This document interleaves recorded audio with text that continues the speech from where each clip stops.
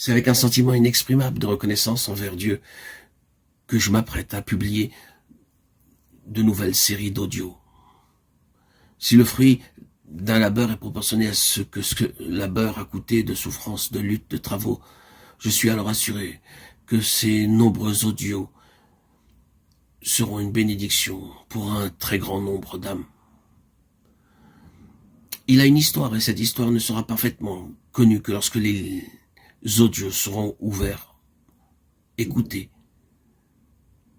Ils seront le fruit de nombreuses expériences permises par la sagesse suprême en prévision de l'accomplissement de ses desseins ici-bas, et il est en même temps le résultat et le fruit de toutes ces lectures approfondies de ces auteurs qui m'ont inspiré, tels que Austin Spark, Baxing, Frère Varbonne, et qu'ils m'ont averti sur les pièges que Satan mettait sur mon chemin.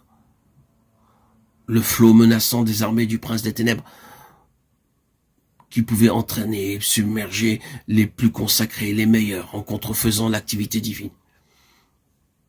Et ceux qui avaient discerné la vérité et vu le piège s'étaient jetés à genoux et avaient répandu devant Dieu leur prière angoissée.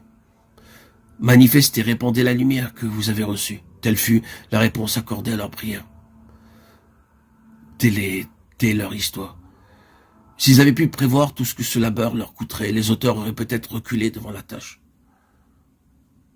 Avec toutes ces lectures accumulées, j'ai continué mon chemin, mon cheminement vers la sanctification, la foi, malgré les attaques incessantes du royaume invisible. Je remets maintenant à Dieu le travail que tous ces auteurs m'ont confié pour vous les retransmettre sous forme d'audio et vous les diffuser. Je remercie Dieu qui m'a soutenu, Dieu qui m'a donné des preuves sans nombre de sa protection, qui dans sa grande bonté m'a permis de connaître ces auteurs merveilleux et m'a accordé la délivrance.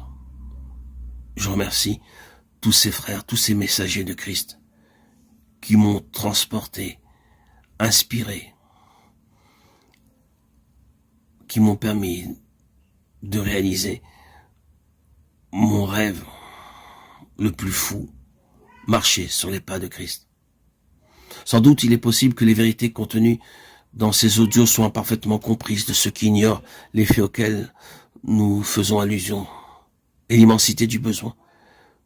Les quelques exemples, modèles qu'ont été ces hommes, ont été pour moi largement suffisants.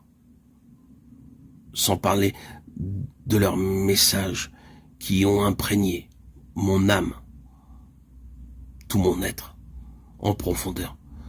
Je me devais de les publier et de les diffuser, malgré les oppositions extérieures.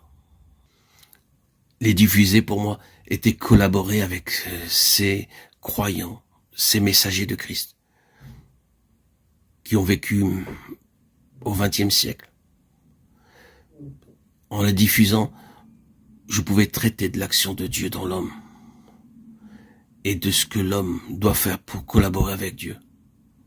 Je remercie le Seigneur de m'avoir permis cette église Patmos, où j'ai rencontré, à travers toutes ces lectures, le véritable message de la saine doctrine, le message que Christ, à travers tous ces hommes, a voulu diffuser et transmettre. Je vais les partager avec vous. Sachez que c'est une bénédiction de connaître ces messages.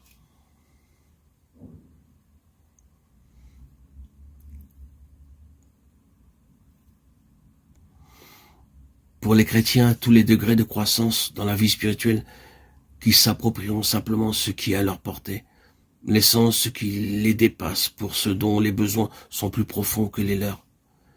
La lumière se fera alors éclatante sur les choses jusque-là obscures, incompréhensibles de leur vie et de leur entourage. Et plus tard, peut-être, eux aussi seront amenés à comprendre et à s'approprier ce qui les dépasse aujourd'hui. Ce fut mon cas. Et ce fut là une transformation formidable.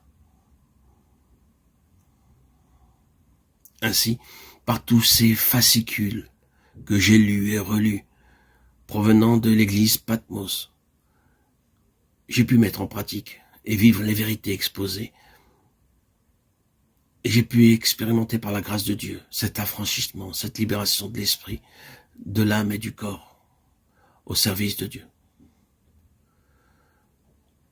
Tous ceux qui écouteront ces audios sous le regard de Dieu, sans parti pris ni préjugés, recevront alors ces bénédictions. Je tiens encore à remercier ces hommes, ces messagers de Christ, Baksing, John Payne Lewis, frère Verbon, frère Watchman Nee, frère Austin Spark et tant d'autres qui ont influé sur ma vie